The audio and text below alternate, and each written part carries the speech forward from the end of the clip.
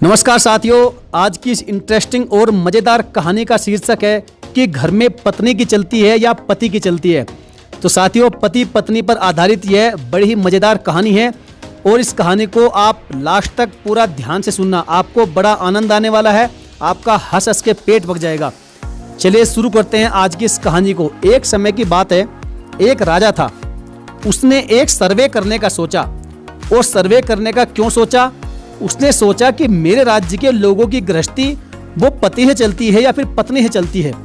अब उसने एक इनाम रखा कि जिसके घर में पति का हुक्म चलता हो उसे उसका मनपसंद घोड़ा इनाम में मिलेगा, और जिसके घर में पत्नी की चलती हो वह एक सेब लेकर जा सकता है, अर्थात उसको एक सेब मिलेगा। अब एक के बाद एक सभी नगरवासी सेब उठाकर जाने लगे। राजा को चिंता होने लगी, क्या मेरे राज्य में सभी घरों में पत्नी का हुक्म चलता है? अब इतने में एक लंबी लंबी मूंछों वाला, मोटा तगड़ा और लाल लाल आंखों वाला एक जवान आया और बोला, राजा जी, मेरे घर में मेरा ही हुक्म चलता है, इसलिए घोड़ा मुझे दे दीजिए। अब राजा बहुत खुश हो गया और कहा कि जाओ अपना मनपसंद घोड़ा ले जाओ। अब राजा मन ही मन सोचते हैं और फिर कहते हैं कि चलो कोई एक घर तो मिला जहां पर आदमी की चलती है, अर्थात पति की चलती है। वह जवान काला घोड़ा लेकर रवाना हो गया। अब घर पहुंचा और फिर थोड़ी देर में घोड़ा लेकर दरबार में वापस लौट आया। राजा बोला, क्या हुआ, वापस क्यों आ गए?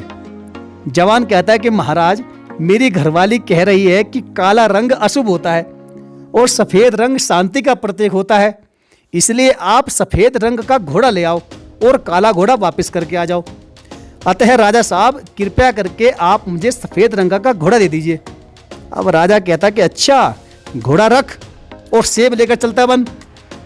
अब इसी तरह से रात हो गई, दरबार खाली हो गया, लोग सेब लेकर चले गए। अब आधी रात हुई तो आधी रात को महामंत्री ने दरवाजा खटखटाया और महामंत्री के दरवाजा खटखटाने पर राजा बोला, बोलो महामंत्री, कैसे आना हुआ? महामंत्री ने कहा कि महाराज, आपने सेब और घोड़ा इनाम में रखा है, अब इसकी जगह अगर एक मण अनाज या फिर सोना वगैरह कुछ रखते तो लोग कुछ दिन तक खा सकते थे या जेवर बना सकते थे। राजा कहता है कि मैं भी इनाम में यही रखना चाह रहा था, लेकिन महारानी ने कहा कि सेब और घोड़ा ही ठीक है, इसलिए वही रख दिया। महामंत्री ने कहा कि महाराज, आपके लिए सेब काट दूं? अब राजा को हंसी आ गई और पूछा, यह सवाल तुम दरबार में या फिर कल सुबह भी तो पूछ सकते थे, आप आधी रात को ही क्यों आए? महामंत्री ने कहा कि महाराज, मेरी धर्मपत्नी ने कहा कि अभी जाओ और अभी पूछ कर आओ, सच्ची घटना का पता तो चले। अब राजा उसकी बात काट कर कहता है कि महामंत्री जी, सेब आप खुद ले लेंगे या घर भेज दिया जाए? अब इससे कहानी से सीख क्या मिलती है? साथियों, इससे सीख ये मिलती है कि समाज चाहे जितना भी पुरुष प्रधान हो, लेकिन संसार स्त्री प्रधान ही है। मुझे भी पत्नी ने कहा कि अभी इस कहानी पर एक वीडियो बनाओ और YouTube पर अपलोड करो, इसलिए मैं सेब खाते हुए कहानी बना रहा हूं और सेब खाते हुए ही अपलोड करूंगा। दोस्तों, आप भी सेब यहीं खाओगे या घर लेकर जाओगे?